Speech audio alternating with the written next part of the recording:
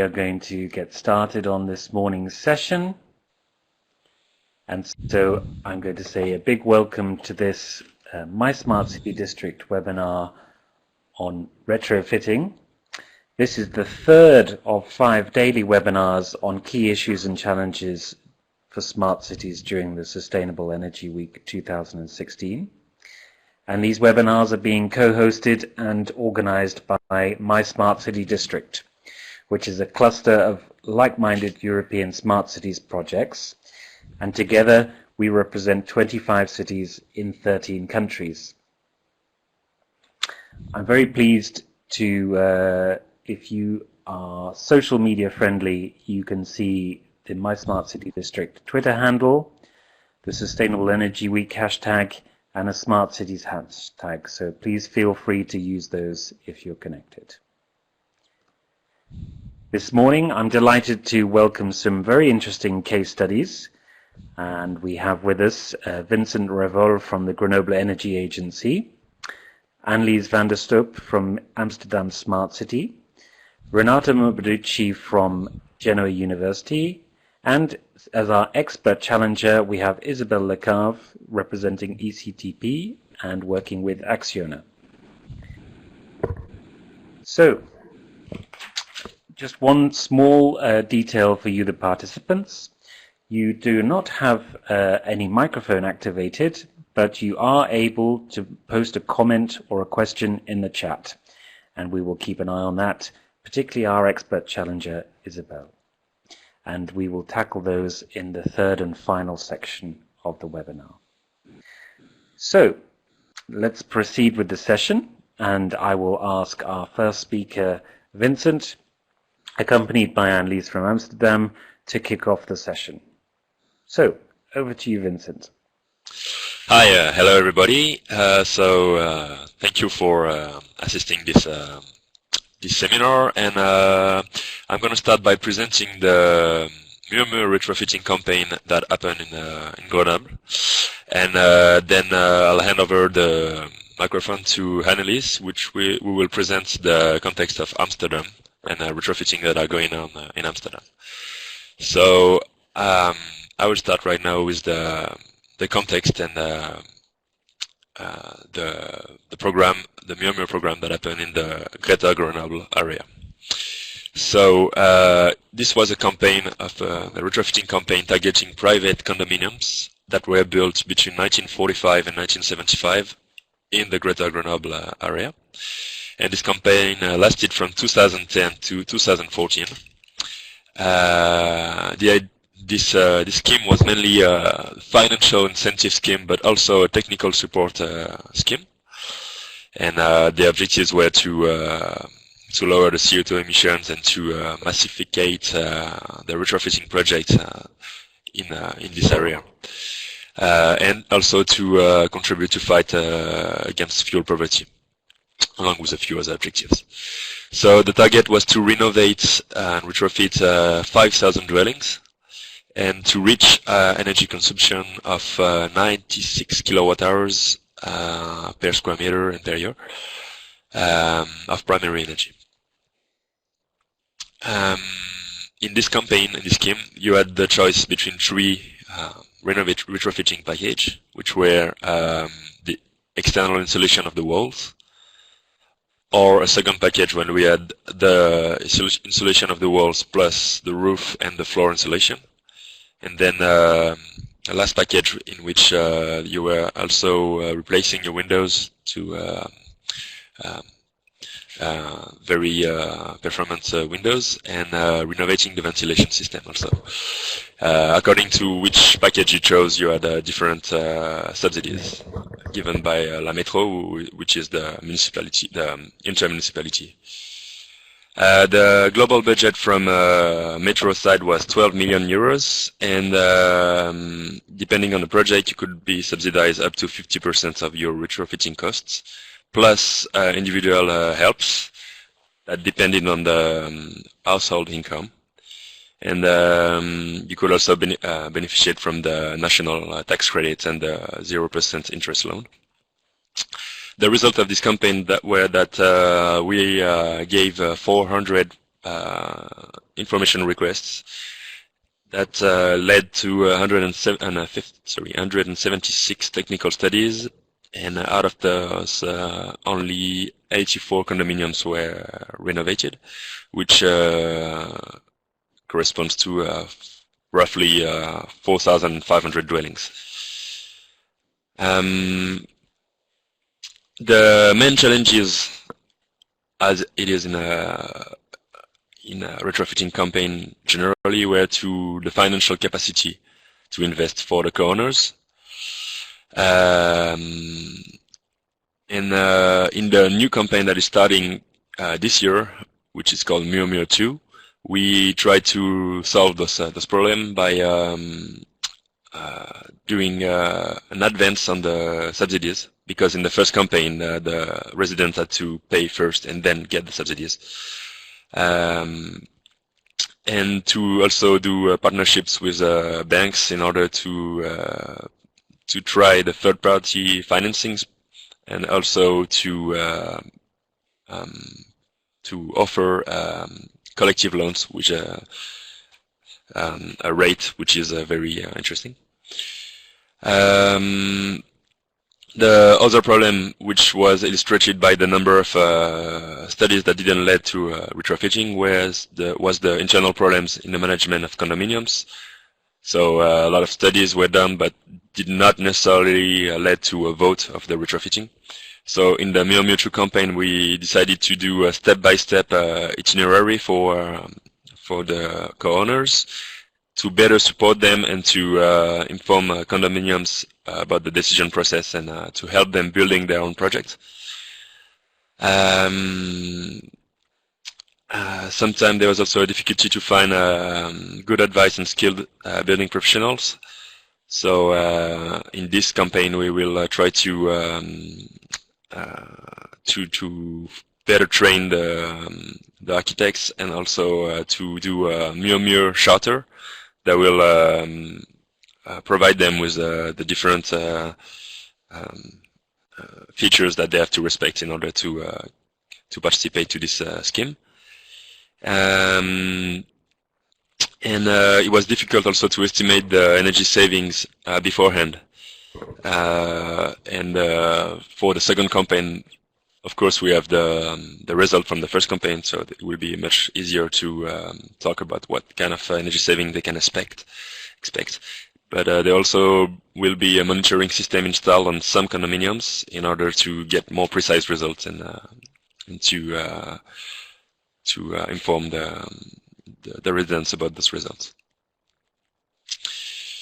I will now hand the microphone to Annelies from Amsterdam. Hi, Vincent. Thank you. Yep. Thank you, and thank you for this opportunity to share a few impressions from Amsterdam with you. So let me go back to the start of the CITY-ZEN project, because we initially had an Amsterdam Housing Corporation on board, but they backed out of this ambitious project due to the credit crunch and the paralysis of the Dutch housing market at that time. So we had to rethink what we were going to do with this important task ahead of us. And the Amsterdam Economic Board, and the Amsterdam Smart City, decided to launch an open call to identify suitable projects within the city. We now did 2 rounds of selection, and approximately 80% of the scope of the 52,000 square meters has been identified. There's a wide range of scale of the projects, ranging from a proud homeowner retrofitting his own apartment to complexes owned by housing corporations, for instance, with up to 157 dwellings in a project. There's also a wide range of applicants: housing corporations, property developers, homeowners, co-ownerships, so that's interesting. And also a wide range of housing: former offices, houseboats, apartments, villas. There's quite a lot going on there. And it gives us a wide range of examples and possibilities on how we can retrofit all these different types and with all these different stakeholders in the city of Amsterdam and beyond. So let me go to the next slide and give you a few first impressions. Most of these retrofits are ongoing, and we're trying to select the last 20% in a round that's open until the end of this month. But what we can see is that these high-level retrofits, we're retrofitting up to a level of 70 kilowatt hours per square meter per year on building-related energy. It's still for front-runner organizations and for really enthusiastic households with ideals. It's not yet something that is done by ordinary households or by regular housing corporations, at least not in Amsterdam. So what we also see is that it runs on highly motivated people. There's an intrinsic motivation with those persons to really make this happen. For instance, it's interesting to see to get some funding from the European Commission, 50 euros per square meter, but it covers approximately 20% of the costs of the energy measures they take. And if you're retrofitting in such an intensive way, often much more than only energy measures are taken. Also, bathrooms are retrofitted and kitchens need renewal. So there's a lot of investment from those house owners and housing corporations going into those projects. We also see that the unfamiliarity with the BESS tables is a hurdle for especially homeowners and co-owners to apply. They need to find an energy advisor that can help them fill in a BESS table. And to overcome this hurdle, or to make it a bit more easy, we decided to organize quick scans, so people can check quickly with an energy advisor whether their project is suitable. So what do we see in those projects we selected? Well, it's very interesting. I think one of the things I like best is the net zero energy retrofit, which you see on top, from housing corporation Eigen Haard. And they basically reinvented retrofit in the Netherlands together with their stakeholders, with their contractors, with their installers, and also with their tenants. So for instance, they guarantee the level of energy after retrofit. On the bottom complex, there's a new solution with rental solar panels, bringing solar panels within reach for tenants in the Netherlands. And a new law allows housing corporations to up the rent to cover their investments with if the energy level is guaranteed. And also we see technical novelties like triple solar panels, green stakes. As you might know, we have a very soft soil in the Netherlands, so we need to drill stakes under our homes and houses, and if we combine that with geothermal heat pumps, we have a 2-in-1 solution. So that's very interesting. Of course, we are looking for scaling possibilities, and as I already said, it's still a front-runner thing for now. So we're sharing their stories, we're trying to inspire the early majority, but also we see that we still need to make things a bit more easy before we can really scale up and everybody in Amsterdam is retrofitting their homes. One last thing that might be interesting is that we're also monitoring the houses that are retrofitted.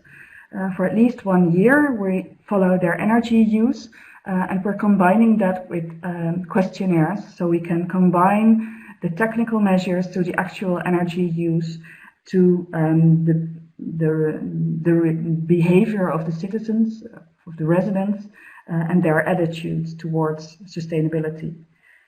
So, and finally, of course, we're very curious to see the comparison between the approaches and projects in Amsterdam and Grenoble. As you can see, they're quite different. So we're very curious to learn more from the results in both cities. So thank you for now, and I think I can hand over the speaker to the next presenter. That's great. Thank you very, very much both for this really excellent insight into achieving scale and also this open source approach of different ownership and housing types all around the same goal. And I'm pleased to learn about these new geothermal opportunities in the soft soil of Amsterdam as well. That's a real win-win. And I will just say, someone has asked the question, the recordings of these webinars will be made available on the My Smart City District website. So with no further ado, I will hand over to the next presenter, and that is Renata speaking to us from... Good morning. Thank you to follow this seminar, and I say that here I represent a large partnership that considers many European states, and in particular 3 demo sites in Europe. And our project coordinator is Ruben Garcia from Foundation Cardiff. An introduction about our project.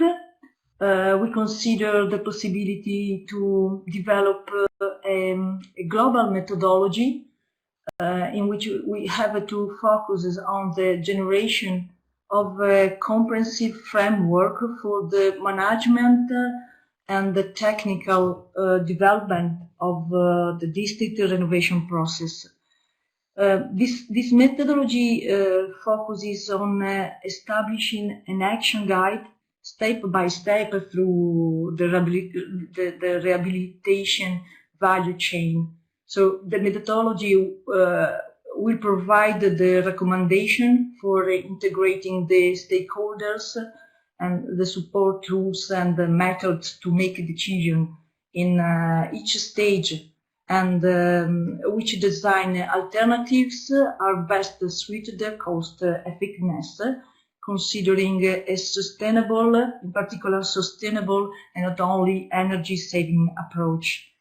The methodology considers four key aspects: the management aspect, the technical aspect, the possibility to use a building information modeling aspect, and the use of district sustainability indicators platform, so to consider a platform aspect.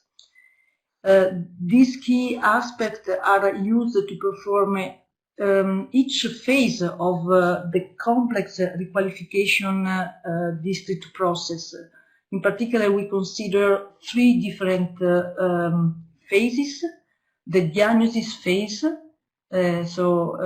audit phases, something like this, the design phase, and the last but very important, execution and the evaluation phase. Another important thing is that we have 3 demo sites in 3 different cities in Europe. The first one in this slide is Genoa. The second one is in Cartal, a district of Istanbul, and the last one in Valladolid in Spanish. And I think for this kind of real cases of retrofitting project, we have to consider something like a smart city philosophy, because we have many practical problems to solve. And I think it's very important because we have to reach very ambitious results with a limited budget. And I think this is one of the best results in one project like this. So we have only a budget like usual maintenance, but we have to reach very ambitious results. So this is a very important aspect of our practical part of our project. But this problem is to consider like an important innovative results, because for a sustainable point of view, we have to look for a solution in which innovative technical proposals have to be compatible with the cheap building project.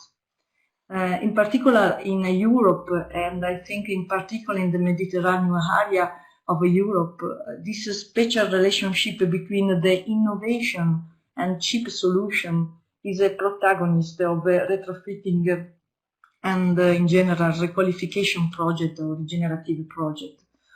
And from my point of view, so the point of view of a researcher, we have to look exactly this thing, innovative materials, innovative technical solution, and in particular for solution for the envelope, external envelope, because in this moment the construction work for the external envelope is too expensive, and so it's not so easy to find a good solution, but a solution that is also economic.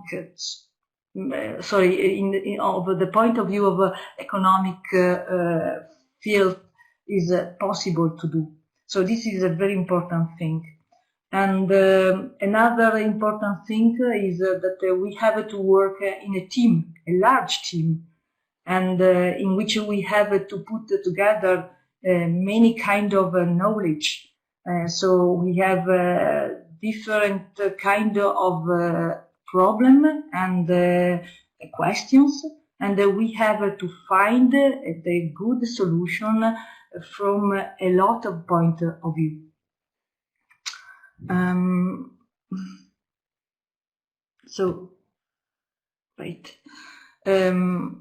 Okay, the three demonstrations of residential district retrofitting are collocated, just to say, in different countries, and another important thing is in a different climate condition, and of course with a different kind of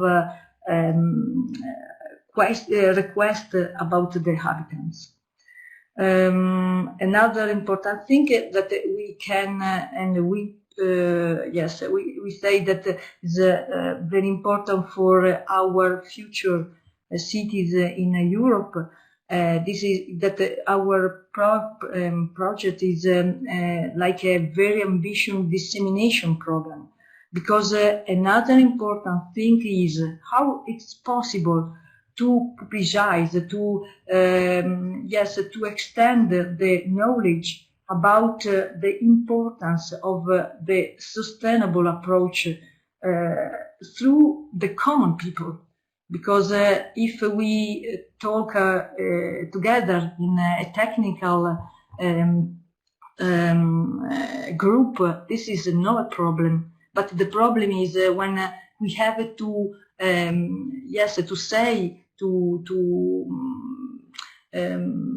teach something like this to common people, because in every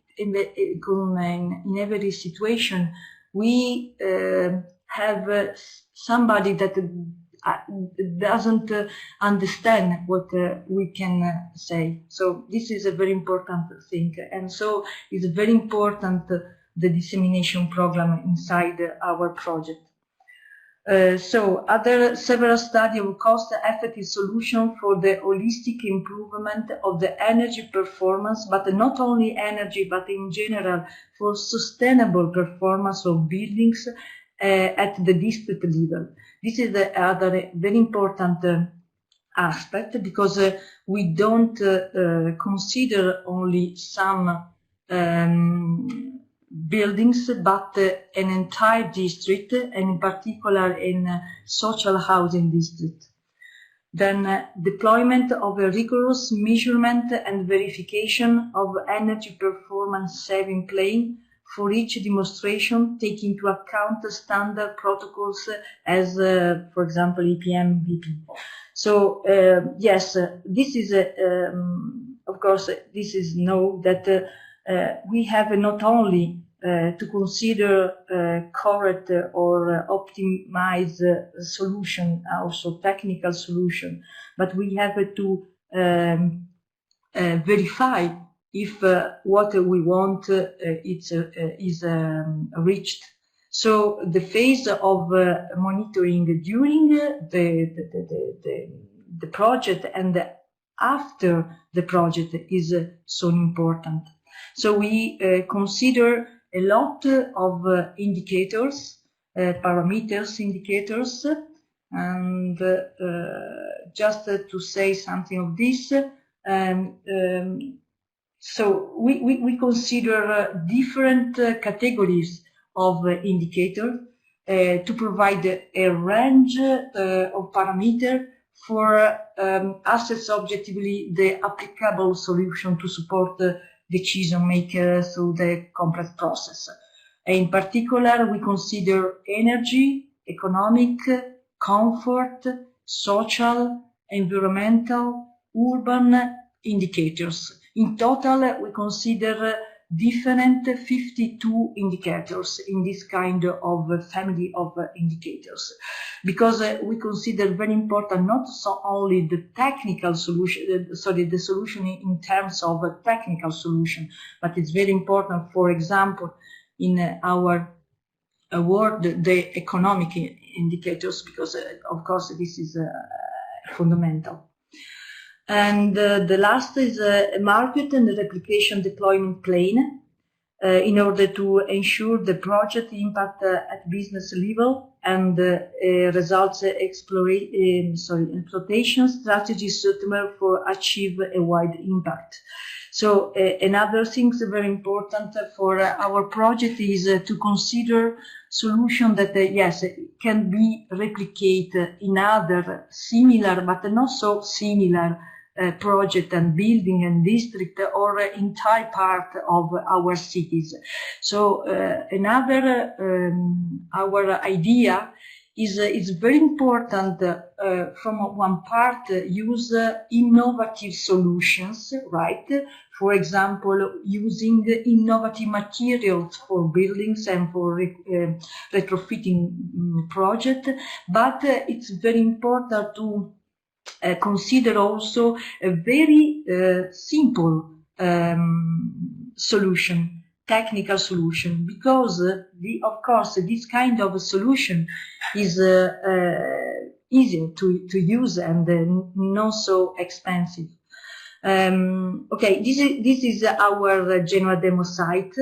The name is Lavatrici. This is the Italian name, but the translation in English, wash machine demo site. And you can see the entire district. And for our studies and our project, the real project, we consider only one part of the entire district, because we have, of course, a budget, and so we can consider only some part of the entire district. But this is another important thing, because using only two large buildings in this district, it's possible to consider the possibility to replicate the same things in the other part of district. So this is the first step, the next step of our project. And we consider 18,000 square meters, considering 160 inhabitants. And inside our project, we consider the develop of, we name 2 in situ laboratories, in which we test different kind of solution, more innovative, but not so easy to use in every part of our district, so only in some district. And here you can see some simple example to test the possibility to use the approach with the BIM, building information modeling, in terms of irradiation, direct in solar irradiation on the buildings, and this kind of wind situation in a period representative of the year in our demo site. Okay, the last one, so some targets. We consider the possibility to reach 50% of saving energy consumption and 50% of CO2 emissions saving, and this is the cheap solution. So we have only 100 euros for square meter for our project, and so we consider simple solution to reach this target with so cheap budget. So we consider, because the buildings have some just external thermal insulation system, so we consider the possibility to replace every windows, and this is very important for reach just 20% of energy saving. And then we change total the centralized heating plant, in which you consider also the PV system, a PV system to supply the electrical request of the new boilers. Sorry. And here you can see the not so well, I'm sorry, but yes, the sum of the saving in terms of heating and production of hot water and electricities, you can see it's just more than 50% of energy saving. And so in this moment we are starting the monitoring phase of our project, because we installed the new centralized heating plant and substitution replacement every windows in our district. Thank you for your attention. Excellent. Thank you very much for sharing all of these insights from the extremely distinctive washing machines in Genoa. You had a huge range of indicators there, not all of them technical, that will potentially come up in our expert challenger discussion just next.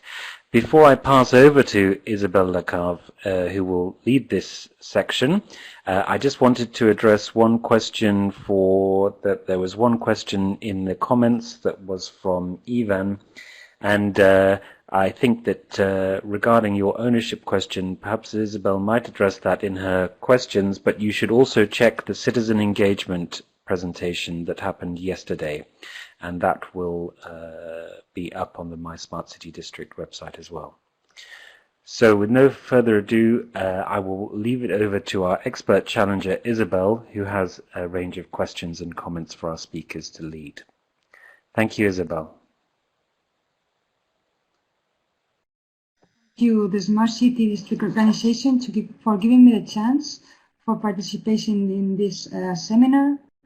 Also, all of our attendees for showing their interest, and on top of this, giving the thanks to Vincent, Annelies, and Renata for sharing with us these interesting and promising projects that are very good examples on how to stimulate the building retrofitting sector.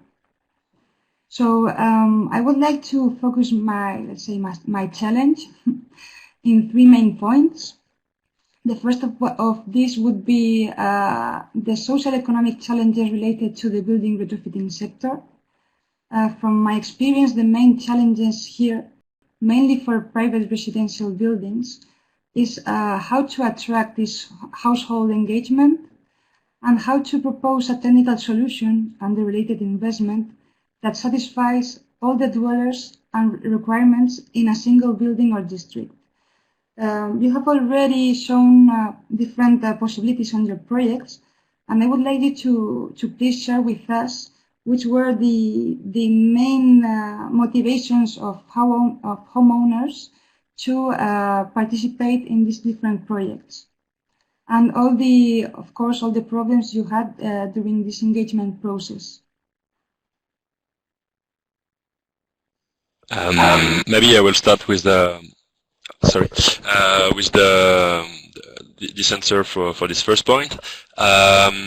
So in Grenoble, in the case of Murmure, the main barrier was clearly the financial investment of the residents, and but that wasn't the only concern of the residents. We did some satisfaction surveys in order to assess what was the main reason for people to vote this retrofitting of their condominiums, and it turned out to be it might have been difficult for them financially, and a lot of projects didn't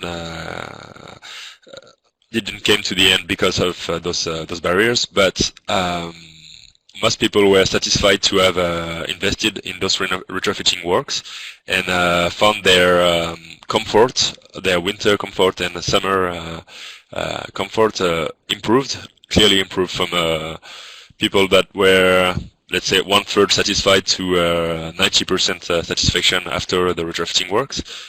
That was one of the findings, and for the barriers, convincing the co-owners to invest in the retrofitting was our main barrier, and lower incomes households had trouble to invest because they had to pay first and then get the subsidy, and that was a huge problem for them.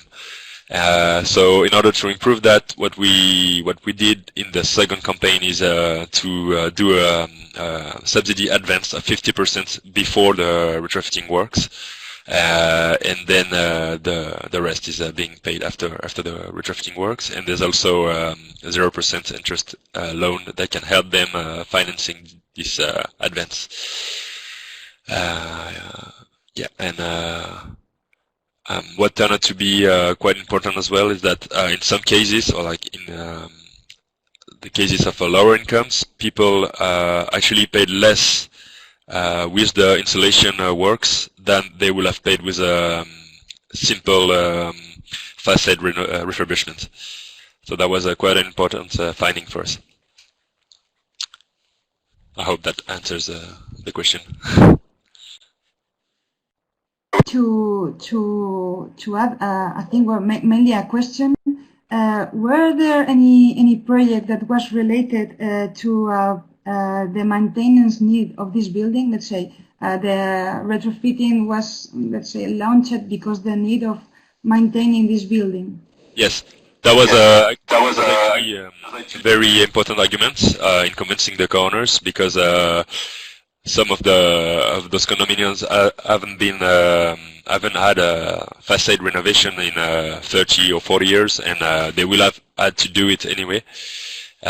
So anticipating this refurbishment was very important for them, and because the cost of insulation wasn't much more important thanks to the subsidies, then it was a no-brainer for them, and it was a very good idea for them to engage in this scheme. So thank you, Vincent. In the case of Amsterdam, as let's say the profile of these homeowners was really different, could you please, Annelies, comment on how did you motivate these homeowners to participate in these retrofitting projects? Well, what we saw was that many of the homeowners are intrinsically motivated. So they would like to maybe show off their green behavior.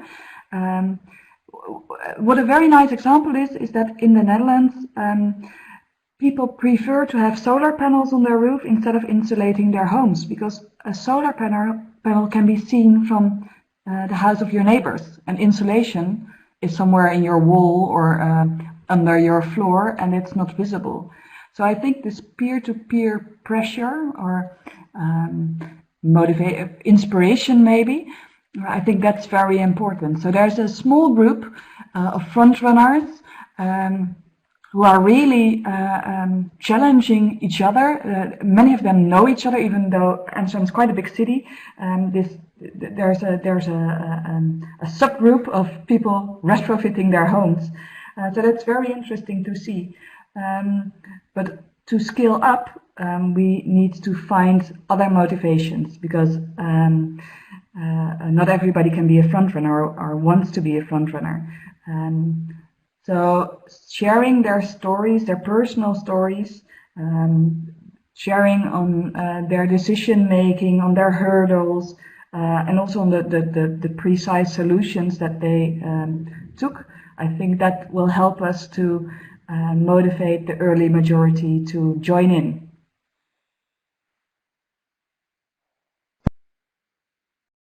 I think that in this case, CITY-ZEN project will deliver very interesting knowledge on how to motivate different profiles of homeowners to invest in retrofitting their buildings.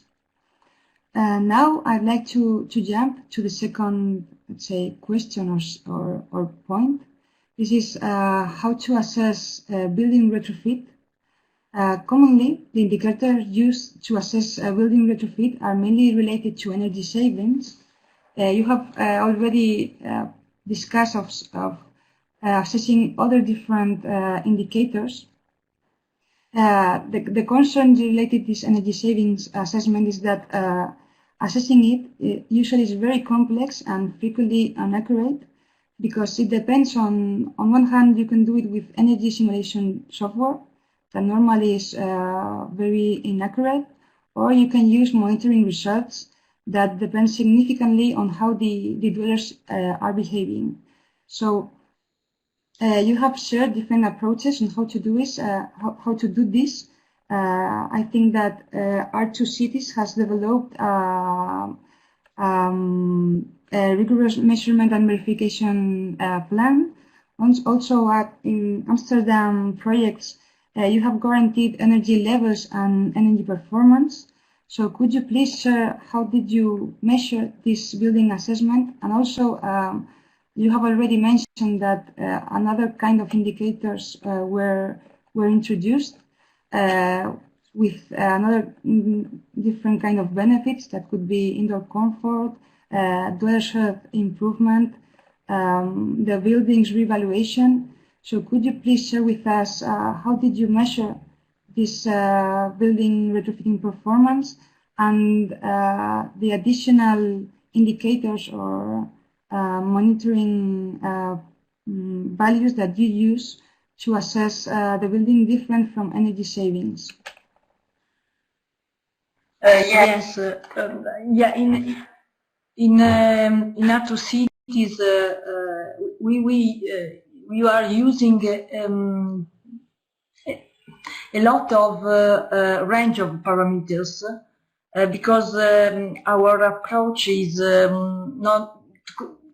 We guess that not only the energy approach is important in a sustainable approach, so a more general global approach, because it's very important also the economical and the social aspects in a retrofitting project. So in the global methodology that you use, that we are using in the different phases of our project, we consider, of course, a lot of energy indicators, in particular 12 different indicators, to try to study, to analyze, in particular, the different aspects of the possibility to saving energy in one project like this. but we have also 11 economic indicators in terms of global indicators for the entire project, but also for a specific analysis, economic analysis, to try to understand what it's possible to have other kind of economic saving. And of course, we try to use different comfort indicators, because the comfort aspect in a project like R2 Cities is some similar to the social, the social human aspects in the approach of the sustainable development. So every kind of type of comfort is very important in a project like ours. Because of course we consider this, for example, in Genoa, because I know well this demo site, of course, better than the other one. We consider a large social housing buildings built maybe in 1970 years, and of course in that period the part of comfort is absolutely no important in Italy. So for this point, it's very important to consider the possibility to provide a better condition in terms of comfort. And in the same approach, we consider, and in the same part of sustainable approach, we consider social indicators in terms of, for example, what mean for an habitant in some building like this to change something in his dwelling. What happened? What is my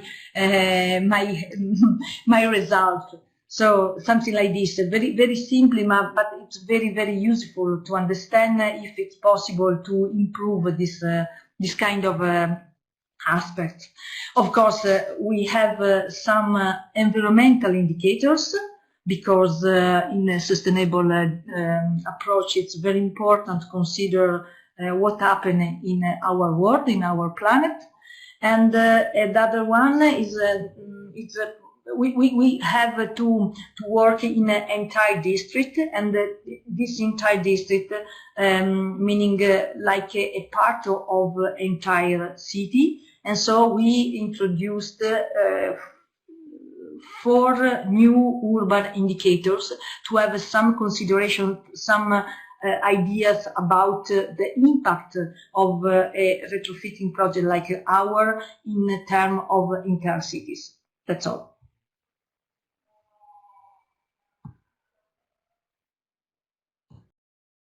I just have a last question related to this assessment system. Is in your economic indicators, did you somehow introduce the evaluation of the buildings? Because from my point of view, this is a way also to motivate homeowners to invest. In the case of Grenoble, we mentioned it, but we didn't evaluate it, assess it. The green value was definitely an argument for some homeowners, but it only starts to be an argument because it's a new concept for them. Okay, thank you, Alec. We would be very curious to know at the end of your project the result of assessing this way of motivating the homeowners. Yeah. Then, thank you again. I would like to jump to the third and last, let's say, question. This is related to the technical challenges that you are dealing when retrofitting buildings. From my experience, there are 4 main challenges. The first one is to foresee the building pathologies and all possible problems that you could deal during the implementation, but you need to foresee these problems, let's say, on the designing phase. Otherwise, this would lead to a great budget overrun. This is very common on retrofitting and building retrofitting. Then the second challenge would be to design non-intrusive retrofitting systems. The main reason is to avoid the dwellers' discomforts, and at the end avoiding the need of rehousing these dwellers during the implementation of the works. Then the third, let's say, challenge would be to provide a flexible design or system that is able to adapt to different buildings' requirements. And moreover, this was already mentioned by Renata, giving a very simple and cheap system that is able also to let's say, adequate to different buildings' requirements. And then the final one is, this will be the fourth, is how to integrate active and passive measures. What they mean for active would be energy generation systems or HVAC systems efficiency, and for passive I mean mainly envelope energy conservation measures. It is very important to include both these measures, active and passive, during the project's early stage to optimize the design and achieve a cost-effective retrofit. So my question would be, with which kind of challenges and risks did you find, and are these common to the four one I have already mentioned, or did you find any other technical problem?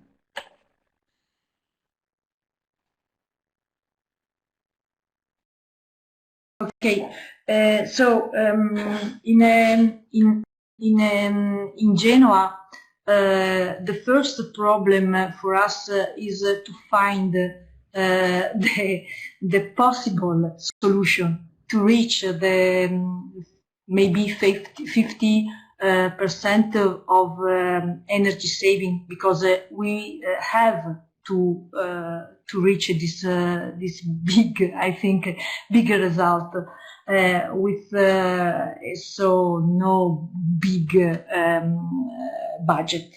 So we try in the first part we try to find passive solutions for envelope, but the problem is that when we consider the economic, the analysis of cost, the real cost to use this kind of passive solution, for example, the greenhouse in some parts of the buildings, or in other kind, for example, to use something like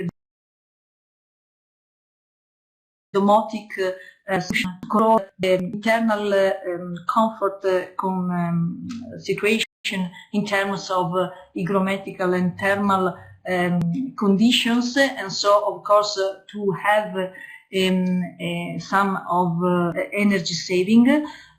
We can use this kind of solution because we have only 100 euro for square meters, and so the next step of our design phase is to try to find other kind of solution, and this is I think a very important and actual problem, that in this moment the most kind of solution for external envelope are too expensive. So also in our case, the only possible solution to use in our project is to consider the centralized heating plant. So of course this is a very good system for heating, so for thermal system, of course, and we are trying to have a more good result. Consider a PV system to supply the electrical request of new boilers, but to reach the 50% of energy saving with our budget, we have to consider in a very important, as a very important actor, the part of eating plant, because every kind of innovative solution for the envelope in this moment are too expensive. So for us, for the researcher world, I think this is one of the more important aspect, and for us is a must. We have to study a lot new solution for the envelope, because in this moment it's maybe very difficult to try to find solution, passive solution or active solution, but for the envelope. In the case of Grenoble, one of the barrier that we met in the first retrofitting scheme was the renovation of the ventilation system, and we made compulsory to address basic ventilation needs by creating ventilation exits in the case of replacement of windows and installation. But to address a very efficient renovation system, not many co-owners chose that option. That's one thing we try to push a little bit more in Murmure 2 by adding an optional subsidy that you'll get if you renovate your ventilation system in an efficient way. And we made it compulsory in the last package that we call exemplary package, and they will have to either implement an assisted or controlled ventilation system. And so we try to push that, because that's a very important issue, especially when you have renovated your building and changed your windows.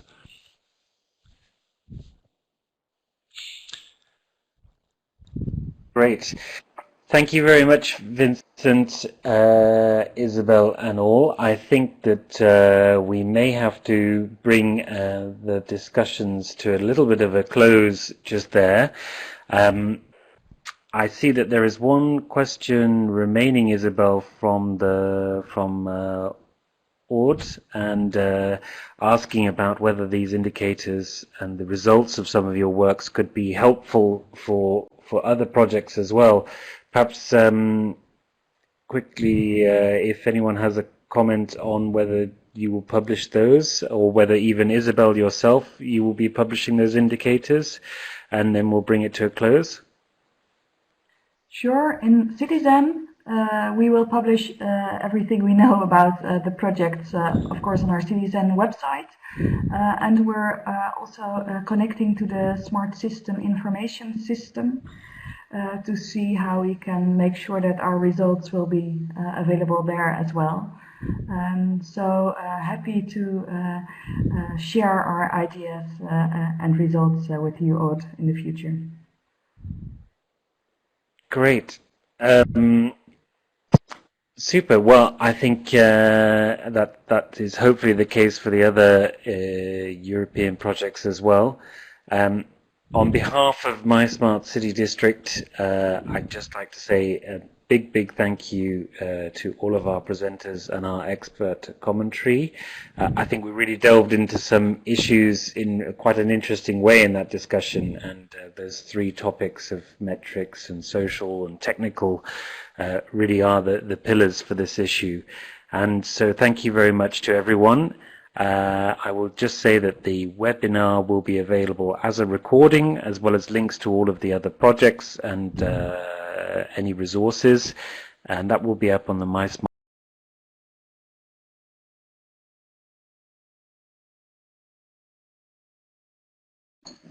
Thank you. Thank you.